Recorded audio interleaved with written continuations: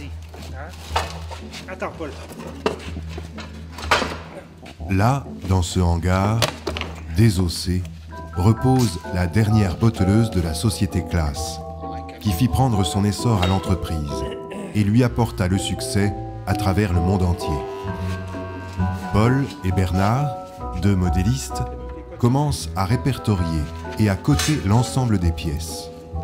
Cette botteleuse représente un pan entier de l'histoire du machinisme agricole.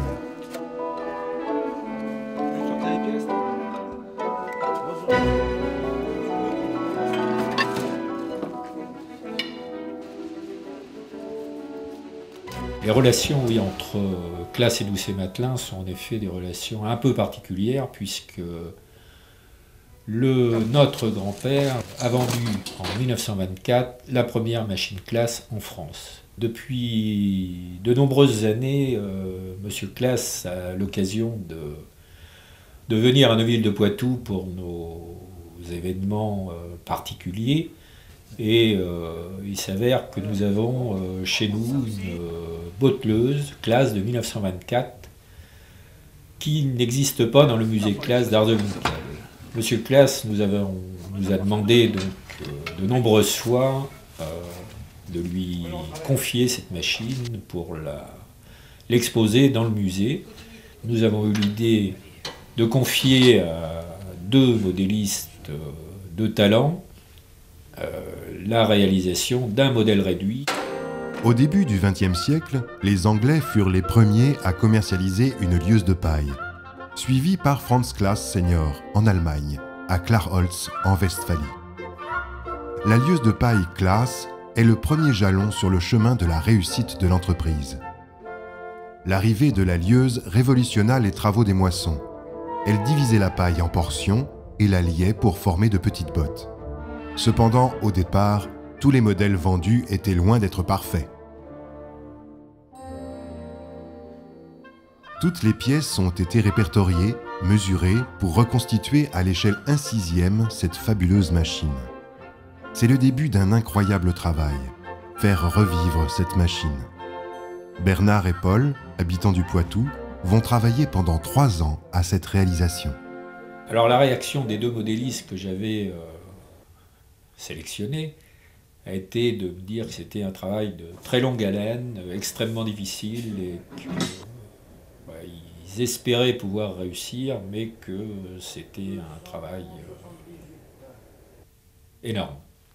La réalisation du modèle a demandé plus de 1800 heures de travail, environ 2000 heures de travail. Après des hésitations et des tentatives avortées, le jeune Auguste Claas développa son propre modèle. Fort de l'expérience paternelle, il parvint à ses fins après la guerre.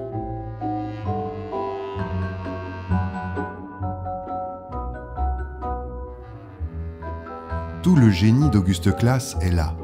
La reconstitution des plans de cette machine, la modélisation, vont demander à Bernard et Paul de rentrer dans le cerveau d'Auguste Claas, d'appréhender son génie, de comprendre l'aspect révolutionnaire de cette pièce qui noue les bottes de paille. J'étais complètement persuadé que à la fois Bernard et Paul allaient arriver à nous fabriquer une botteleuse Claas au 6e avec un lieur Claas qui ferait des nœuds. C'était une certitude de ma part. En 1921, Auguste Claas déposa le brevet du légendaire noueur Claas et l'entreprise se fit un nom à l'échelle mondiale. La saga de la famille Claas à Arswinkel pouvait commencer.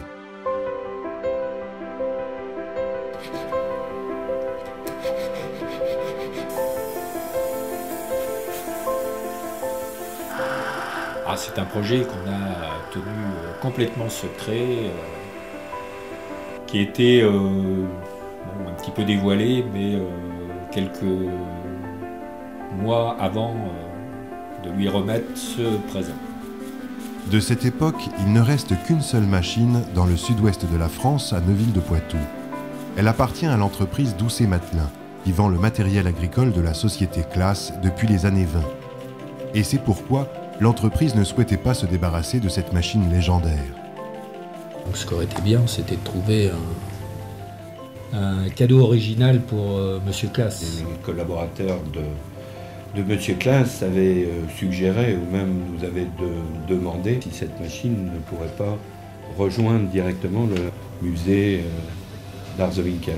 Ouais, mais moi je suis pas très enclin à renvoyer cette machine qui est quand même un souvenir. C'est la première machine Claas que Doucet Matelin a vendue. Le noueur devint en un temps record le plus grand succès de vente de l'entreprise. Les scientifiques et les utilisateurs en étaient si convaincus que plus de 1000 lieuses de paille d'autres marques furent équipées de ce noueur jusqu'en 1926. Ainsi est née l'idée de réaliser un modèle réduit qui fonctionne, une réplique à l'authentique. Les difficultés, la charge de travail, l'ingéniosité demandée étaient à la hauteur du cadeau et de la surprise que voulait faire l'entreprise Doucet Matelin à Helmut Claas. Une fois les plans dessinés, l'usinage des pièces commença. Bernard et Paul se partagèrent les tâches en fonction de leur passion et talents respectifs, ainsi que de leur outillage. Mais souvent, ils se retrouvaient dans le même atelier, attelés à travailler la même pièce avec la même passion. À partir de 1926, tout alla très vite. Le pic de production annuel fut enregistré en 1929 avec 2960 machines. Les lieuses de paille Claas avaient beaucoup de succès auprès des agriculteurs et des entrepreneurs de battage. Avec sa lieuse, Claas réussit même à battre la concurrence anglaise sur d'autres débouchés européens, à l'exemple notamment de la France, de la Hollande, de la Belgique et de la Suisse. Il faut noter d'ailleurs que ce lueur de 1900 existe encore aujourd'hui, en 2009, sur les presses que nous vendons aux agriculteurs.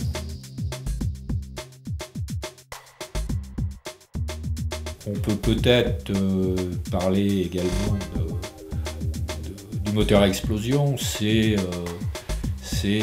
dans la même veine. Le moteur à explosion existe toujours à peu près dans sa forme originelle. Et le lueur, il existe toujours dans sa forme originelle. Créer des outils.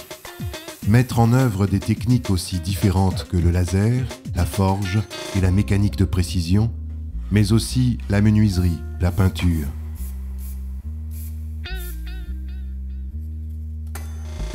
La liste montre les difficultés qu'ils ont dû contourner, surmonter pour arriver à bon port.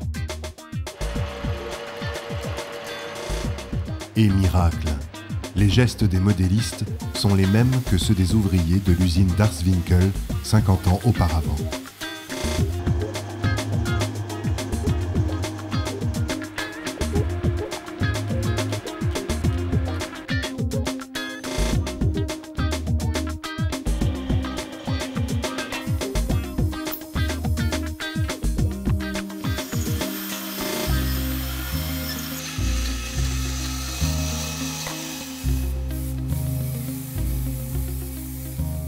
Après ces heures de gloire, l'exigence d'une densité et d'une précision de balles plus élevée allait entraîner la construction de presses à paille à partir de 1931.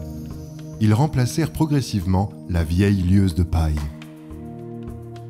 L'usine mère de Arsewinkel devint insuffisante pour le nombre sans cesse croissant de presses et de moissonneuses-batteuses produites. C'est pourquoi la décision fut prise dans les années 50 de construire l'usine de presse à Saint-Rémy-Voipy, près de Metz. L'Europe était en marche. À Metz comme à Arsewinkel, ce fut le même succès. C'est ainsi que la 1000e presse à piston oscillant LD100 fut produite en 1962.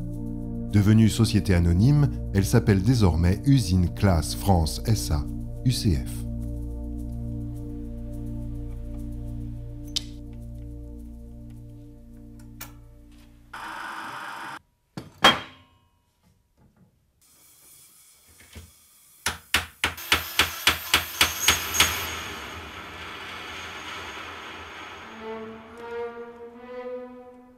Maintenant, toutes les pièces ont été usinées. C'est le grand moment de doute. Après toutes ces heures passées, la lieuse de 1924 va-t-elle remarcher? La miniaturisation ne va-t-elle pas tuer le noueur déjà si fin et précis sur la vraie machine?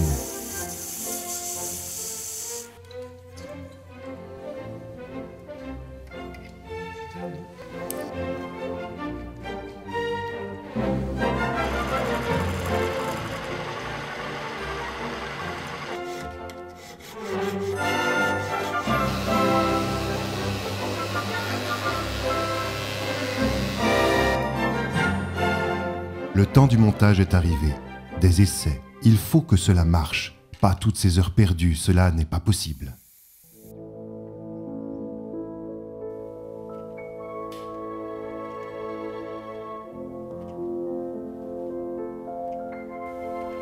Et oui, cela marche.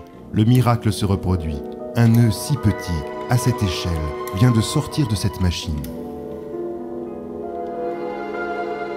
Nous sommes donc partis, Jean-Pierre Matelin, Alain Doucet et moi-même, ainsi que les deux modélistes Paul et Bernard, à Arzewinkel, où nous avons été reçus par M. Helmut Klaas dans la maison de son père Auguste Klaas. La botteleuse et son célèbre lieur vont revenir sur la terre de leur ancêtre. Bien que réduite au 6e, elle possède tout le talent de son original. Et elle trône aujourd'hui comme une reine dans le musée de la société à Arzewinkel, là où tout a commencé. Encore aujourd'hui, le noueur Klaas est le composant central de chaque presse à balles. Il a fait l'objet d'innombrables adaptations à des pressions de pressage, à des tailles de balles et à des puissances supérieures. Aujourd'hui, les presses Klaas connaissent toujours autant de succès. On peut citer bien des raisons, par exemple l'adaptation permanente aux différentes exigences de l'agriculture. Mais quelles que soient les raisons de ce succès, le noueur de la première véritable lieuse de paille Klaas constitue la pierre angulaire de l'entreprise, plus de 80 ans après sa naissance.